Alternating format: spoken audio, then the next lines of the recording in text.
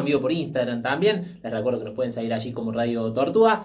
Esta columna, como siempre mencionamos, es rotativa, tiene diferentes columnistas que van pasando a lo largo de cada semana. En este caso es una dupla de columnistas la que nos va a acompañar hoy. Están con nosotros Andrea Castro y Carolina Baldini, a quien ya mismo le doy la bienvenida. ¿Cómo les va, chicas? Muy buen día. Hola, buen día. Hola, ¿qué tal? ¿Cómo están? Muy bien, muchísimas gracias por llegarse. Caro, te pido si te podés acercar el micro. Sí, acércatelo si querés, no hace falta que te acerques vos, manéjalo ahí a comodidad tuya. No creo que se caiga todo. ¿Ahí? Ahí se te escucha bien.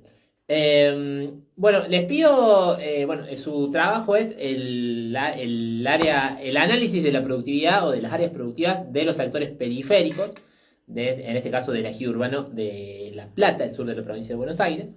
Pero me gustaría que me cuenten además a qué se dedican, qué grado tienen, cuál es su nivel académico, su título académico, para ser más específico, para también que la gente entienda por qué han decidido trabajar con esto.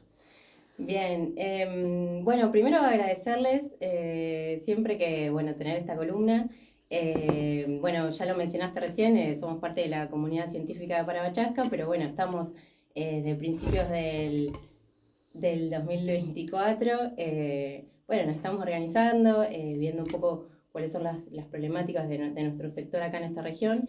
Y bueno, una de las estrategias, una de las patas era justamente esta, comunicar qué estamos trabajando, cómo lo hacemos, qué significa el quehacer, el trabajo científico, ¿cierto? En sus diversas etapas, ¿no? En nuestro caso vamos a contar un poco cómo fue una primera etapa, que fue la de formación, para hacer nuestros doctorados a partir de una beca del CONICET. Bien. Y nos vinimos juntas, nos juntamos porque ambas trabajamos en un territorio que es el periurbano de La Plata, que es una zona de producción hortícola, entre otras cosas, que ahora va a comentar un poco Caro.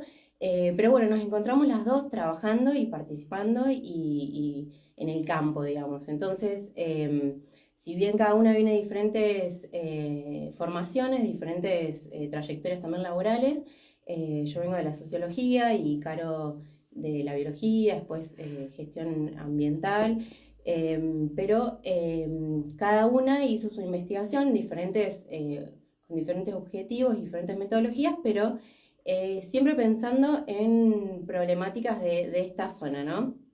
Y algunas de las preguntas que nos convocaban eran, ¿de dónde vienen los alimentos? ¿Cómo es la historia de esta zona productiva? ¿Quiénes los producen? ¿Cómo lo hacen? ¿Cuáles son sus problemáticas? ¿Qué sabemos y qué no sabemos de toda esta región, ¿no? Y un eje, digamos, que nos convocó, cosas que nos seguimos preguntando, a partir de la cual vamos a tratar de dar cada una desde su mirada un poco un panorama así lo más lo más completo que se pueda de una problemática que es bastante compleja. Así que y otra de las cuestiones que nos vinculó es una forma también de mirar el territorio y de vincularnos con los sujetos, ¿no? Una forma de producir conocimiento estando ahí, ¿no? Estando, participando y también pensando eventualmente propuestas para mejorar, ¿no? Para abonar a esos problemas.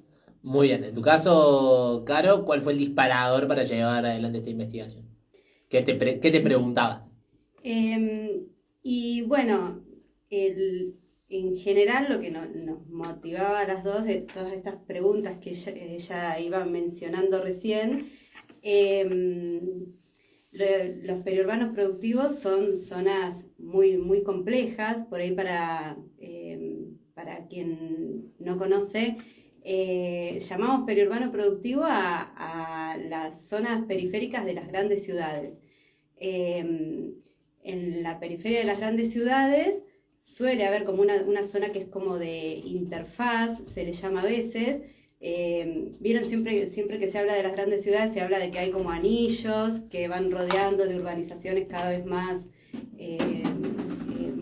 alejadas de esas grandes ciudades, y bueno, por fuera de esas grandes ciudades, de todos esos anillos, hay una zona que es como una zona intermedia entre la ciudad y el campo.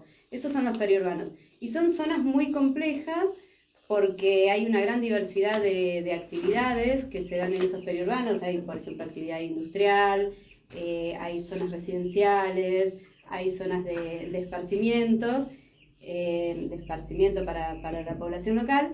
Y hay una de las características que tienen estos periurbanos es que ahí se desarrollan las principales zonas de producción de hortalizas, de verduras frescas, que son las que se consumen en esas ciudades. Sí. Y yo, por ejemplo, vivía en la ciudad de La Plata, estaba a 20 kilómetros De ahí del periurbano productivo. De ese periurbano productivo, y conocía re poco. Uh-huh. No sabía ni cómo era, ni cómo se producía, ni quiénes lo producían, cómo vivía esa gente ahí. Entonces, bueno, son periurbanos muy importantes para sostener nuestra alimentación cotidiana y que muchas veces están invisibilizados. Sí, es algo que pasa permanentemente con la producción. Uno se pone a ver cómo se produce cualquier producto y se da cuenta al momento que no tiene la más remota idea de todo, no solo de dónde viene, sino de todo el trabajo que lleva. Que eso esté en tu mesa o en la góndola o en donde sea que esté para que vos, en el anaquel, donde sea que vos esté para adquirirlo. Y me imagino que además de eso, que es como la base, el eje transversal de la producción, está también esta cuestión más social, más sociológica, más social que a la que estaba haciendo referencia. Sí, y bueno, de hecho hay varios periurbanos productivos importantes en el país. De hecho, acá en Córdoba, por ejemplo, si bien ha ido cambiando mucho con el paso del tiempo, Córdoba tiene un cinturón verde que históricamente fue el encargado de producir los alimentos frescos que se consumen acá. Sí. Y esos alimentos, al igual que en los otros periurbanos productivos, una vez que se producen, van a mercados concentradores, como es acá el caso del mercado de Abasto, el malagueño, y de ahí a las verdulerías donde nosotros compramos los alimentos. Sí. Hay otros cinturones verdes o periurbanos productivos, por ejemplo en Rosario, en Mar del Plata, en Mendoza. Y el periurbano productivo de La Plata, que es el que nosotras estudiamos,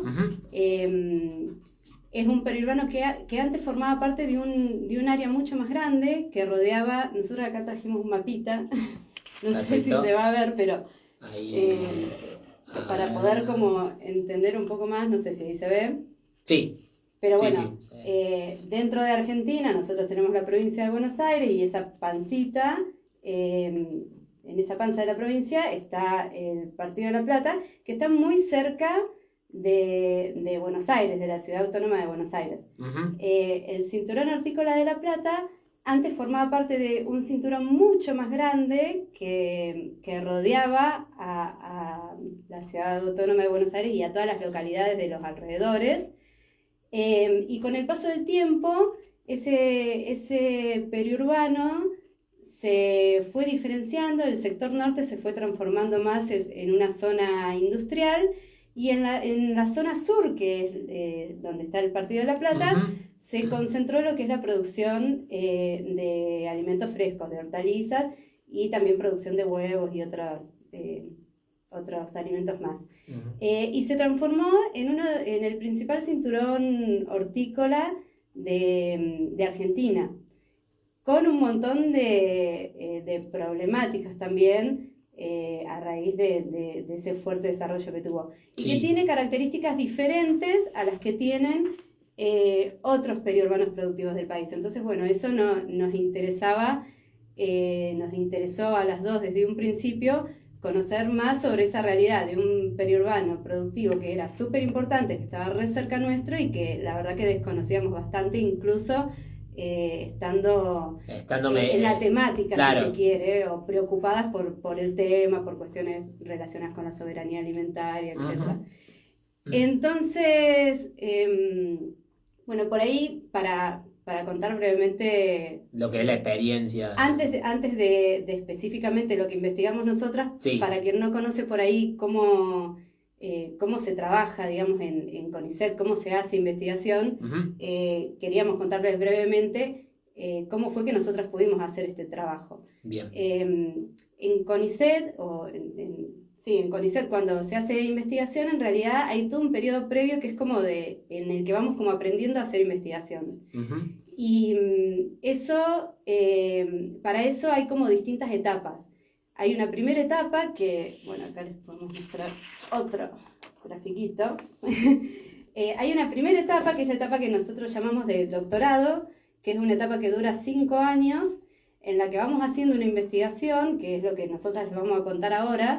Esa investigación, después de 5 años, termina en lo que nosotros llamamos, siempre hablamos de tesis, que por ahí nadie sabe qué quiere decir. En realidad es un documento que resume, como un libro, que resume todo este proceso de investigación de estos 5 años. Después viene una segunda etapa, que es un postdoctorado, que dura 3 años más o menos, donde también seguimos investigando, a veces sobre otros temas, a veces profundizando cosas que surgieron del doctorado. Y después tenemos una tercera etapa, que es cuando ya podemos presentarnos o postularnos para entrar a carrera de investigación científica, que es como entrar a planta, como pasar a estar... Claro, son los diferentes, a ser empleado de CONICET. Claro. Entonces, nosotros para poder hacer este doctorado lo pudimos hacer gracias a una beca que da el CONICET, que nos paga para poder dedicarnos exclusivamente a eso. Y hay distintos tipos de becas. Nosotros tuvimos una beca que se llama de temas estratégicos, que son becas que se dan en cada momento en particular, con temas que se considera que son estratégicos para el desarrollo del país.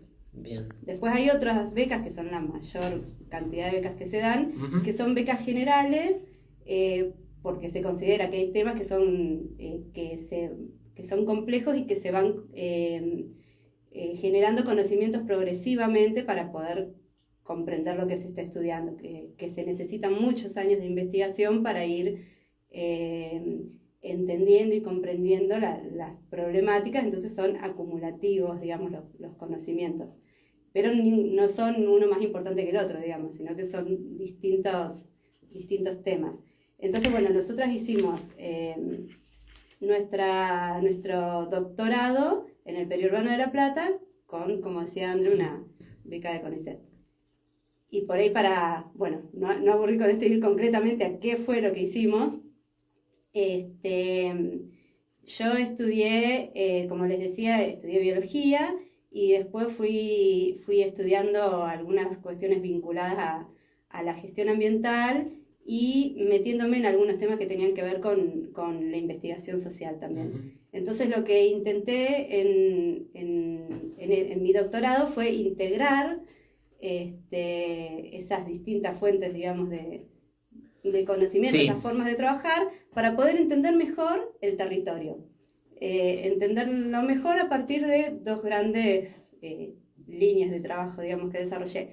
Por un lado, a partir de imágenes satelitales, yo fui como reconstruyendo la historia de ese territorio, y a través de entrevistas, de salidas a campo, de recorridas y de participar en distintos proyectos que se estaban desarrollando en el territorio, fui conociendo también qué percepción tenían los distintos personas que viven y que trabajan en ese territorio sobre ese lugar y sobre los cambios que se habían dado en el tiempo en ese lugar. Todo esto con el objetivo también de poder generar criterios o herramientas, conocimientos que ayuden a esas personas que viven en el territorio y a los funcionarios públicos que trabajan en la planificación de ese territorio a poder tomar decisiones para mejorar el funcionamiento. Esa zona o la planificación de ese lugar. En diferentes aspectos sobre, diferentes mejoras sobre el lugar en el que se está analizando, que en este caso es el periurbano de La Plata. ¿Y qué hice concretamente? Yo, a partir de las imágenes satelitales y de algunos análisis que hice con esas imágenes, pude generar 4 mapas de los usos del suelo del Partido de La Plata en diferentes momentos, entre 1987 y el 2015. Esos mapas me permitieron conocer qué usos del suelo había en ese lugar y cómo habían ido cambiando en el tiempo. Saber dónde estaban las distintas actividades, dónde estaba la horticultura, dónde estaba la urbanización, dónde había ambientes naturales, y la superficie también de esos distintos lugares, que son datos que no existían o que había de manera muy imprecisa. Había por ahí algunas estimaciones de censos, pero en general son estimaciones muy globales, muy generales y también desactualizadas. Entonces poder conocer qué superficie había de los distintos usos del suelo, incluso de la horticultura, y dónde estaban ubicados en el espacio, era un dato bastante relevante. Y por otro lado, a través de las entrevistas, pude conocer un poco más sobre cómo percibían las personas que vivían y que trabajaban en ese territorio los usos del suelo que había, los cambios que se habían producido en el tiempo, qué causas creían que, porque cada una de estas fuentes de información da diferentes aproximaciones sobre lo que pasa en el territorio. Entonces, con las imágenes yo puedo saber qué hay, cómo está distribuido, cómo cambió, pero no puedo saber por qué. Claro. Ahí la necesidad del testimonio. Entonces un montón de causas las puedo obtener a partir de la charla, del intercambio con los diferentes las personas que viven y que trabajan ahí. Conocer también qué problemáticas se identificaban de ese territorio, conocer propuestas, porque muchas veces, siempre en general, las personas que viven, que trabajan ahí, son las que más conocen el lugar y cómo se puede mejorar también. Entonces, bueno, integrando esas dos fuentes de información, pude como tener un pantallazo más amplio de qué era lo que estaba pasando ahí. Bien, en tu caso, Andrea, ¿por dónde ha ido? Bueno, en mi caso, yo, bueno, estudié sociología, también en La Plata, también nos vinimos hace poco a vivir acá a Altagracia, entonces toda la formación fue allá.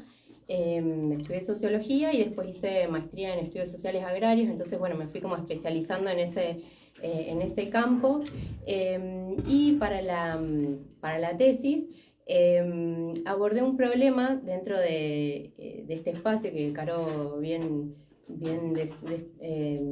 describió, claro, que tiene que ver con la problemática comercial de la verdura, de la verdura. Cuando hablamos de hortalizas hablamos de brócoli, de espinaca, de acelga, de tomate, bueno, de las cosas que consumimos en general en fresco, y que bueno, esta zona es la principal, la más desarrollada, la que más produce y la que más abastece de verdura fresca, no solamente a todo lo que es Buenos Aires, Ciudad Autónoma de Buenos Aires, sino todo el conurbano, la provincia e incluso manda a otras provincias. Una de las cuestiones que vi, digamos, a lo largo de estar ahí y de, bueno, también mi trabajo previo en el INTA también de esa zona, sí. Tenía que ver con la comercialización, es decir, cómo las familias, porque las que trabajan son casi el 95% son familias migrantes de origen boliviano, que trabajan de manera familiar, ¿no? Donde la unidad productiva y la unidad doméstica es toda la misma quinta. Un conjunto. Claro, estas familias alquilan la tierra y viven, sí, de manera arrendando en la misma superficie. Y producen, en general, como una de las características de la zona también es que tienen invernaderos, que no es tan común en otros cinturones hortícolas. Sí. Entonces son invernaderos, como se nos aparece en la mente, digamos, como unas estructuras de madera con plástico arriba, que en esta zona cubre grandes superficies, o sea, casi todas las familias, por más que, digamos, se trate de familias con escasos recursos, digamos, Sí. porque se trata de medieros. Sí, de migrantes que están... Claro, que vienen a laburar la tierra. Claro, que si bien hacen su trayectoria, digamos, que pueden algunas veces mejorar sus condiciones, pero la mayoría invierten en esta tecnología del invernáculo porque es la forma de alargar, digamos, el ciclo productivo, de tener más tiempo, poder producir y poder de alguna forma competir, digamos, en esta región. Entonces, una de las cuestiones problemáticas era esta, que si bien producían, no solamente, digamos, no estamos hablando de un trabajo de subsistencia, digamos, sino que producen excedentes, o sea, esto es para vender. Entonces, la forma de comercializar esto es a través de una larga cadena de intermediación, donde esta familia le vende en consignación, o sea, le vende y va a recibir su pago una semana o 10 días más tarde, vende parte de esa verdura, el camionero, el intermediario hace un pedido, viene a buscar la verdura, esa verdura la mandan a los mercados concentradores, de ahí, como decía Caro, van los verduleras a comprar y ahí nosotros consumimos después en la ciudad. Después ya ahí sí el procedimiento típico del verdulero, el comerciante que va al mercado central, lleva la fruta y después la vende. Sí, claro, tal cual. El problema, digamos, para las familias productoras es, que produce una cantidad que no es, digamos, que no lo puede consumir, no es solo para consumir, sino que necesita venderla. Es para venderlo. Y en esa forma de venta hay cuellos de botella muy importantes, digamos, que tienen que ver con que a este intermediario le venden lo primero lo que el intermediario demanda, digamos, en determinada época. Hay épocas donde, por ejemplo, hay sobreproducción y las familias no pueden ni siquiera venderla, no les conviene venderla y muchas veces terminan con suerte abonando el suelo. Uh-huh. Entonces está como ese cuello de botella y a su vez que el valor final de que se apropia el productor, o sea que la productora se queda con un 20 o 30% como mucho del valor final que nosotros pagamos en la verdulería. Claro, sí, esa era mi principal duda, Sí. Teniendo en cuenta, porque me imagino, era una suposición, quizá caer en un estigma de decir, bueno, teniendo en cuenta este lugar de análisis, la procedencia de la familia, el tipo de tierra, el tipo de sector, Sí. me imaginaba que por ahí costaba que el costo, que la ganancia de la producción fuese elevada en proporción a lo que es la... Sí. Esto pasa en el sector primario, digamos, que se dedica, que es gran parte de la agricultura familiar campesina, que se dedican a la producción primaria, ¿no? Producción y de alimentos en particular. Pero bueno, en este lugar, digamos, lo que a mí me interesaba era no solo entender, digamos, ese proceso comercial que era problemático, que uno va hablando, digamos, y estando en las quintas y es un problema cotidiano, digamos, sino que, digamos, que no les permite de alguna forma estabilizarse o planificar a largo plazo porque los tiene como condicionados muy fuertemente, digamos, todas las temporadas. Pero era interesante, digamos, que desde el 2010 empezaron a aparecer en esta zona y en otras regiones también, ¿no? Un proceso de organización social muy fuerte. Entonces aparecen organizaciones de productores y de productoras a partir de las cuales, asociaciones y cooperativas, a partir de las cuales estas familias se pueden nuclear y empiezan a pensar estrategias para la producción y para la comercialización, entre un montón de otras actividades que se proponen, ¿no? Porque este sector tiene una variedad de problemas, ¿no? De vivienda, de condiciones de vida, de ambientales. Y bueno, a partir yo encuentro que a partir del nucleamiento en estas organizaciones es que es posible para ellos y para ellas pensar estrategias en este caso, que es lo que me interesaba, acortar el circuito comercial, o sea, vender de alguna forma acercando esa producción a los consumidores. Bien. Entonces, en particular yo analicé, digamos, el circuito de los bolsones, que seguramente ustedes también conocerán acá en esta región, por lo menos en Córdoba había bastante. Son bolsones de verdura que se venden con verdura variada, una vez a la semana o 2 veces a la semana, entonces se acerca directamente esa producción al consumo.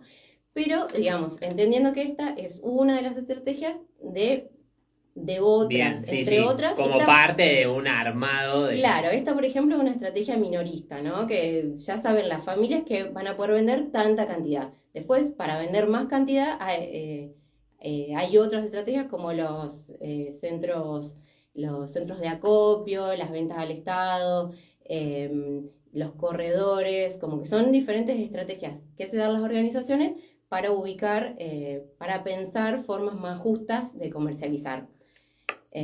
Bien. Sí. Quería consultar, me parece que Carmen me vas a responder esto por el laburo que vino haciendo. Respecto a, ¿hoy hay diversidad de cultivos? Porque sé que hay polos productivos que no solo en otros lugares del país, que no solamente siembran lo que se cosecha o en lo que se cosecha en ese lugar específico, que es conocido, a lo mejor una tierra que es famosa por cosechar tal o cual producto, sino que empezaron a meterse en otros también, para diversificar las producciones y así ver si hay una obtención de ganancia más grande. Vos mencionabas que eso fue mutando a lo largo de los años. Hoy por hoy hay una diversidad de cultivos, al menos según los últimos datos que vos recabaste. Sí, no sé si se escucha bien. Ahora sí. Me falta un poco de altura. Si no, bajaste el micro, Ahí estoy. En general, una característica que tiene la producción hortícola es que suele haber cierta diversidad de cultivos. Uh-huh. Lo que pasa que muchas veces eso se ve condicionado por, como decía André, por la forma de comercialización y lo que demanda el mercado y lo que demandan los consumidores, las consumidoras. Por eso la importancia también de sostener o de promover canales más cortos de comercialización, porque también ayuda como a cambiar un poco las formas también de consumo de la ciudad. Sí. Pero en general estamos hablando de producciones que, por ejemplo, tienen lechuga, selga, verdeo, puerro, frutos como los tomates, las berenjenas, el zapallito.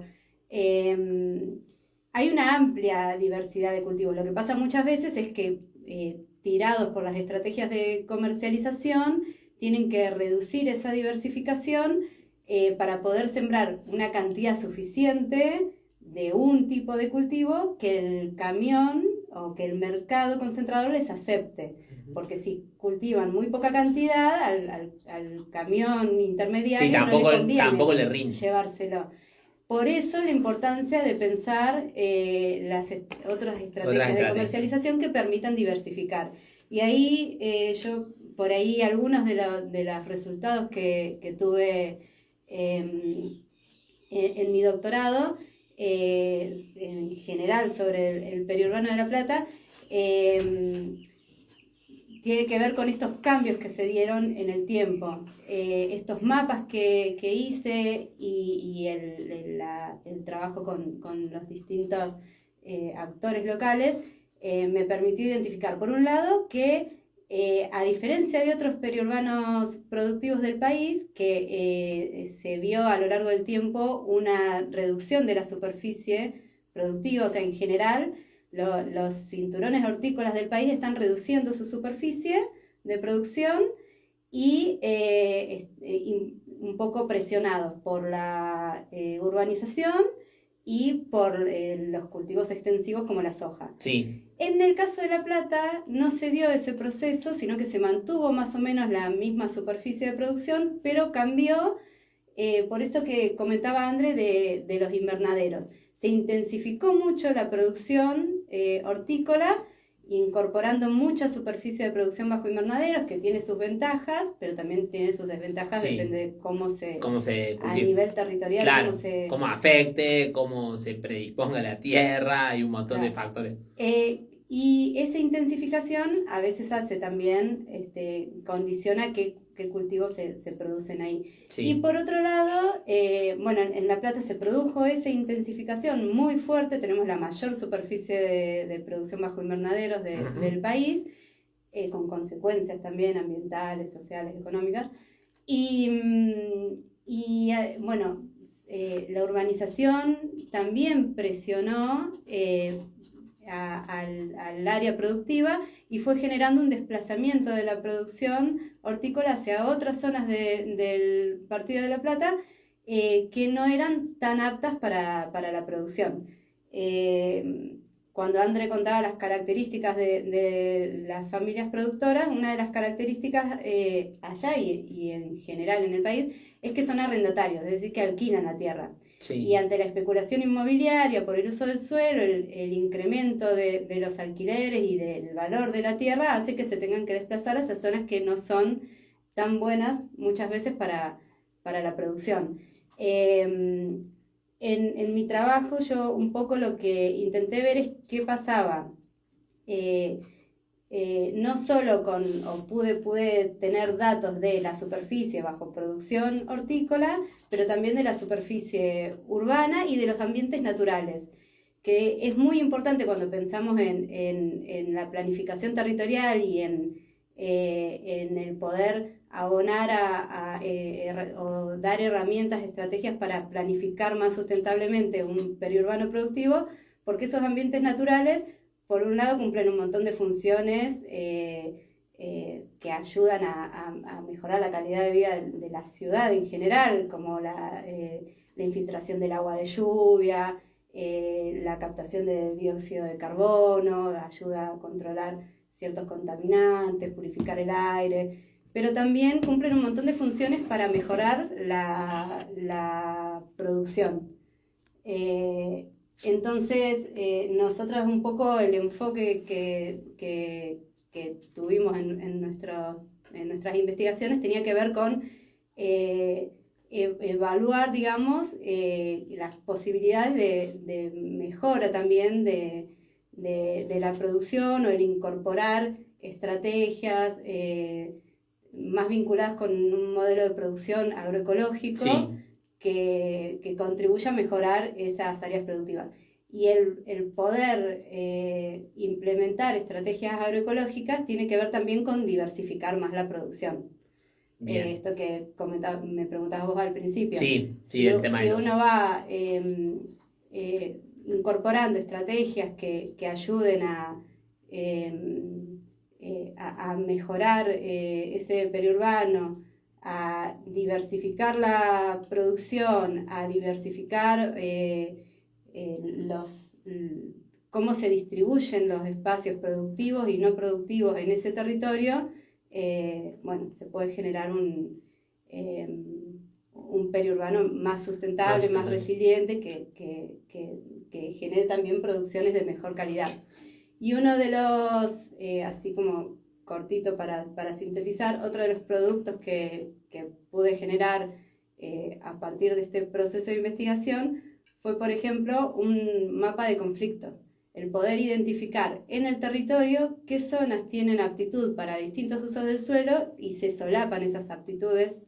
Entonces son zonas que son prioritarias, donde hay que poner el ojo, digamos, donde hay que pensar estrategias de planificación, porque en todos los territorios nos encontramos con distintos actores, con distintos intereses y con relaciones de poder que van definiendo qué pasa y qué no pasa en el territorio. Entonces esos mapas nos permiten identificar esas zonas de conflicto que tenemos que poner más atención, y el incorporar la voz, la visión, las percepciones de distintos actores, productores, funcionarios, técnicos, gente que trabaja en extensión rural, de la universidad, etc., nos permite también tener más riqueza de las distintas percepciones, opiniones, propuestas, intereses que tienen distintos grupos de actores sobre el territorio que muchas veces no son tan escuchados a la hora de pensar la planificación territorial. Bien, ya para ir cerrando, ya nos empieza a correr un poquito el reloj. Sí. Antes de hacer la última pregunta, saluda a Nora Liboski y a Juan Castro, que saludan por el será? vivo de Instagram. La saludan ustedes, de hecho. Genias totales, dice allí Juan. Gracias por estar del otro lado también a ambos y a los que están también del otro lado de la pantalla de la pantalla del Instagram. Y justo llega una pregunta de Angélica, que agradece primero. Dice, me queda una duda sumado a esos mapas de conflictos, y es que hacían mención a eso, ¿cómo analizan el avance inmobiliario sobre los cinturones verdes? Le dejo esa y ya con eso concluimos. Bueno, hay muchas formas de analizar esto, ¿no? Porque uno puede analizar, por ejemplo, cómo cambia el precio de la tierra en un lugar y cómo eso va influyendo. Puede analizar las políticas públicas que han promovido, ¿no? el avance urbano o cómo las políticas de planificación han ayudado o no a ordenar ese territorio. En mi caso, lo que hice fue generar mapas con las coberturas y usos del suelo y a partir de eso poder identificar dónde estaba la urbanización hace 20, 30 años y cómo fue cambiando con el paso del tiempo, hacia qué sectores fue creciendo la urbanización. En algunos casos urbanización residencial, en algunos casos barrios privados, country, etcétera, distintos tipos de urbanizaciones. Y por otro lado, a través de las entrevistas que realicé a distintos actores y bueno, de toda el intercambio que teníamos con distintos actores en el territorio, pudimos también analizar qué políticas públicas se habían implementado en relación a la planificación territorial en el territorio y qué diagnóstico se hacía de eso, si habían funcionado, si no habían funcionado, cómo habían cambiado las políticas en distintas etapas. Y bueno, y qué aspectos se consideraba que había que mejorar. Yo lo estudié de esa forma y después, bueno, se generaron propuestas concretas de planificación que en esta interacción con distintos actores del territorio, bueno, también hay interacción con funcionarios de municipales, de provinciales, etcétera, y el poder divulgar toda esta información y tener instancias de articulación con esos decisores, por decirlo de algún modo, bueno, ayuda como a que por lo menos tengan herramientas para tomar decisiones sobre qué pasa con el negocio inmobiliario y con la expansión urbana. Y también el que la gente que vive en el lugar y que trabaja en el lugar tenga esa información, las organizaciones de productores con las que nosotros participábamos, los técnicos, extensionistas, etcétera, que esas personas tengan esa información también es una herramienta de lucha para poder visibilizar lo que les está pasando y cómo desearían esas personas también que fuera el territorio. Muchas veces el freno al negocio inmobiliario, a la especulación o el definir una mejor estrategia de crecimiento urbano parte de la base de que las personas que viven ahí puedan defender ese territorio y cómo quieren que se desarrolle, digamos. Bien, Sí, Andrea, vale recordar, digamos, que se trata también de una producción que no tiene una planificación, que no está regulada, o sea, va creciendo en la medida que va avanzando, digamos, determinados sectores, entonces, y bueno, nada, sí, recordar que hoy en día también todos estos sectores y también estos actores, ¿no? Con los que nosotras vinimos intercambiando, venimos construyendo conocimiento en gran parte.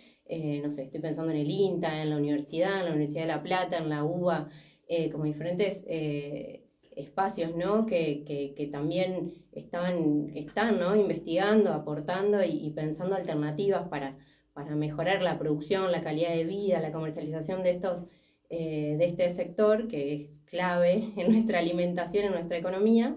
Hoy en día, bueno, está bastante amenazado porque ya sabemos, ¿no? En el INTA están recortando. Sí, estamos hablando, la semana pasada hablábamos de... Ustedes sacaron una nota sobre el tema. Sí. Entonces, bueno, como recordar, ¿no? Que en este contexto todos estos esfuerzos, ¿no? Que también venimos haciendo durante muchos años, se ponen bastante en cuestión. Todas las líneas de investigación completas, digamos.